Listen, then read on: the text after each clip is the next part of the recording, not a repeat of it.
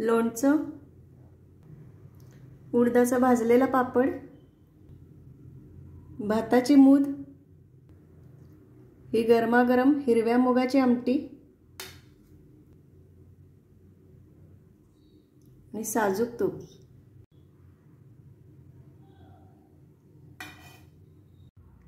नमस्कार, मी Jyoti Patwardhan. Welcome to Jyoti Patwardhan channel. आज आपण करणार आहोत हिरव्या मुगाची आमटी। अगदी साधी सोपी रेसिपी आहे, थोडीशी वेगळ्या पद्धतीने मी ही केलेली आहे। चला तर मग रेसिपीला सुरुवात करूया। हिरव्या मुगाची आमटी करण्यासाठी मी इथं हे हिरवे मूग घेतलेले आहेत। अर्धी वाटी हे हिरवे मूग घेतलेत मी। हे भिजवलेले नाही आहेत, हे तसेच आहेत कच्चे। आता गॅसवर मी एक कुकर तापत ठेवलाय, त्यात 1 चमचा म्हणजे 1 टीस्पून तेल घातले। आता याच्यात हे आपण जे मूग घेतलेले ते घालतोय। लो टू मीडियम फ्लेमवर हे आपल्याला परतून घ्यायचे।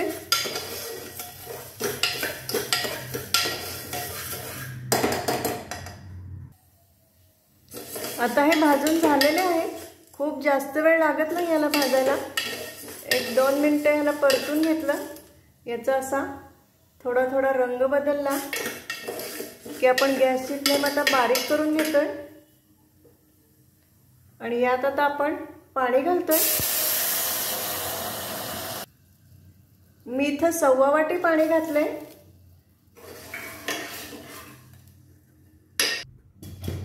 आणि याला आता झाकण लावून शिट्ट्या करून घेतोय।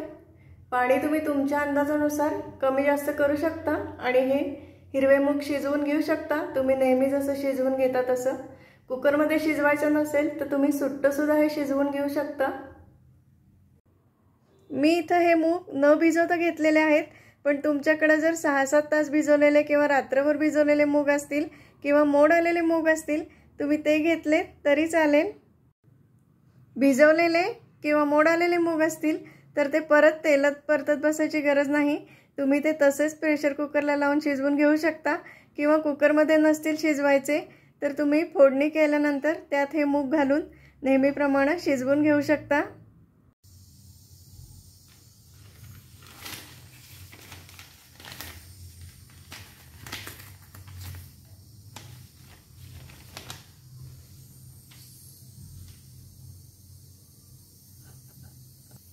आता काही वेळेला काय होतं, कुकर मधलं जे पाणी असतं ते काही वेळेला बाहेर येऊ शकतं आणि हे बाहेर उडून सगळं झाकण वगैरे खराब होऊ शकतं किंवा गॅसची शेगडी वगैरे, म्हणून मी त्याला असं हे पेपर लावलेला आहे।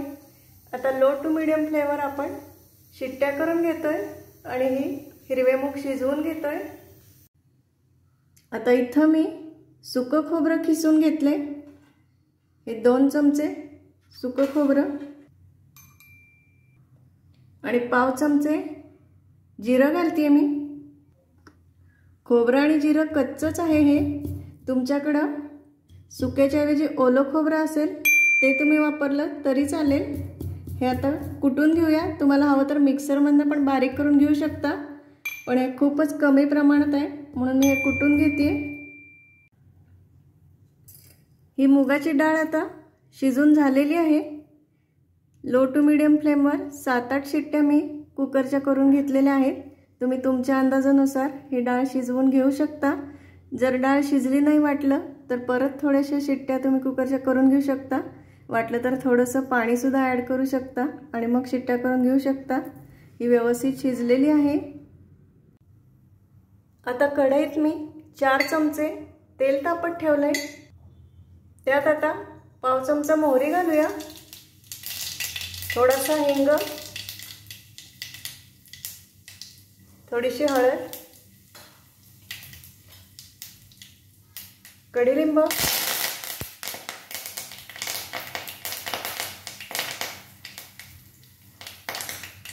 7-8 लसूण पाकळ्या मी थोड्याशा अशा रफ चिरून घेतले।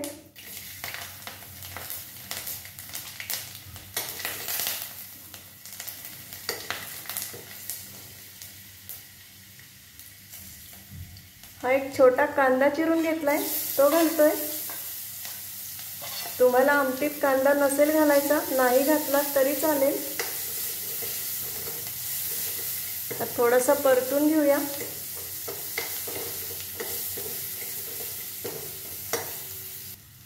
एखाद दुसरा मिनिट हा कांदा परतून झाल्यानंतर आपण जे खोबरं आणि जिरं कुटून ठेवलेलं ते घालूया। ते पण व्यवस्थित परतून घेऊया। थोडंसं परतून झाल्यानंतर त्यात आता मूग घालूया। थोडंसं परतून घेऊन यात आता आपण पाणी घालूया।